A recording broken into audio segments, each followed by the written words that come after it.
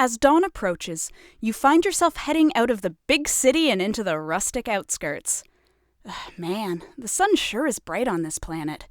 It's rising over the crest of the distant hills, a huge, fiery ball. The later it gets, the bigger and bigger it grows, way bigger than you've ever seen the sun on Earth. What's that smell?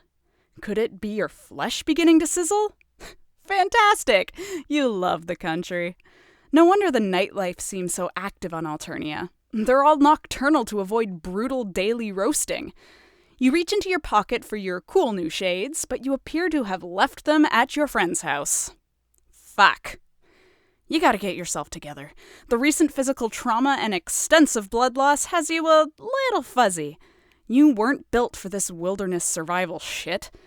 You're starting to wish you'd just stolen a fucking Lamborghini or something instead of a spaceship. This seriously isn't looking good. The city is too far away now for you to turn back, so you have no choice but to keep walking. Maybe you can find a cave or a hole in the ground. Maybe you can just cover yourself with grass. You wish that someone had mentioned the Death Sun in between offering you alien meat products and calling you their muse. Off to your left in the distance, you catch sight of what might be the shimmer of sunlight on glass. A window? A solar panel? You could seriously clean up with renewable energy on this planet. Should you change your trajectory and go toward the shimmer? It might just be a mirage. You turn your aching, stinging meat sack toward the distant, promising sparkle of safety and succor. You focus on just staying upright. One step at a time. Just keep swimming or whatever. Ugh, God, this sun though. You need SPF 5 million for this nonsense. But then, almost like it has picked itself up to some scuttling to meet you, you suddenly find yourself in front of a long, low structure. You let out a yelp of anguish pounding on the door. At least, you hope it's the door. What in the world? The door opens and you fall inside with one of the most pathetic whimpers of your career. Blessed darkness closes in on you. From right beside you comes a snuffling yip like some joker is making fun of your dire situation. Something warm and wet glides up your stinging cheek. Hold on, lady. Give him some room. A pair of hands helps you sit up, gently. Your eyes haven't adjusted enough to make out more than a couple shapes, one upright and one lower to the ground. What were you doing out there? Can you stand? Strong arms pull you to your feet. You wonder if everyone on this planet is strong or if you're just extremely flimsy. They guide you to a chair at the end of a long table. Stutteringly, you begin to explain yourself that you are an injured, exhausted traveler who is ravenous for pals.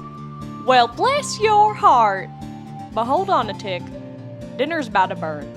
Now that your rescuer mentions it, you do smell something. It smells amazing. Funny you should just blunder in here like that. I was just saying, wasn't I, lady? It's been so long since we had any sort of guests who weren't Imperial drones or out to rob us. You rub at your watering, slowly clearing eyes, and when you look back up, your rescuer finally comes into focus. She's tall, taller than anyone else you've met here, you think. Also, maybe a little older?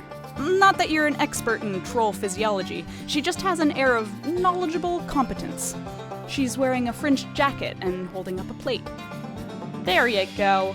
Your oculars feeling any better? By the by, my name's Skylla. Pleasure to meet you. And this here's lady. She looks down, and at first you think she means the table, but then you look under the table at the giant monster dog looking up at you. You jolt so hard you almost fly backward out of your goddamn chair. Whoa there. No need for theatrics. It looks a little like one of those lassie dogs with the pointed noses, except enormous and pure white. Its barks practically shake the whole house. Hey there, lady. No need to be rude. They've clearly had one hell of a time, and they don't look dangerous. Just really peculiar. Besides, if they try anything, you and me can take them. Skylla puts her hands on her hips, staring you down with thunderous yellow eyes. Right? No funny business, you hear? You swallow and nod, trying to look unthreatening and obliging. Ready for anything. For instance, friendship. You are so ready for that. Skylla sets down the plate she's holding. Here, have a grub cake. There's plenty. That sounds gross as hell, but what's sitting on the plate looks and smells exactly like a normal pancake, golden brown and crispy at the edges. There's boiled tree blood too if you like. Also churned dairy product. She puts down a carafe of syrup and a dish of butter. Man, everything here has really weird names. Skylla pours out a cup of some very familiar-smelling liquid. Brown bean juice, you guess. Skylla raises an eyebrow. No, that's just coffee. She sits down next to you. You're lucky you were only out in the light at dawn. Nobody wants to be out in direct Alternian sunlight but Jadebloods. And no offense, but you certainly ain't any Jadeblood that I've ever seen. At first, I thought you were some sort of mutated Lucis, 'cause you don't have horns and you were grunting yipping up a storm back there. But you're an alien, right? Don't worry, I won't call the drones. I'd best get used to being around aliens anyway, seeing as how I'm gonna be seeing a whole mess of y'all come next week. She laughs nervously. You aren't sure what she's talking about. Do you even need to specify that anymore? It's just natural law at this point. Gravity, conservation of energy, and you don't know what the fuck is going on. Lady, would you mind drying a bath for our guest?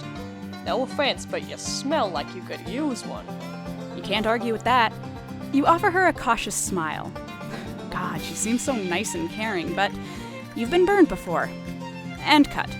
And generally kicked around by fate. It's a tough world out there.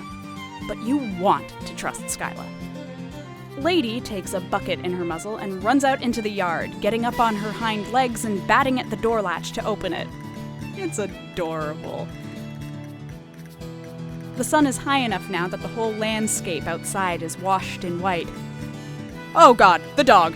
Oh, it's so sweet of you to worry. Lucy are fine going outside for a little while in the daylight.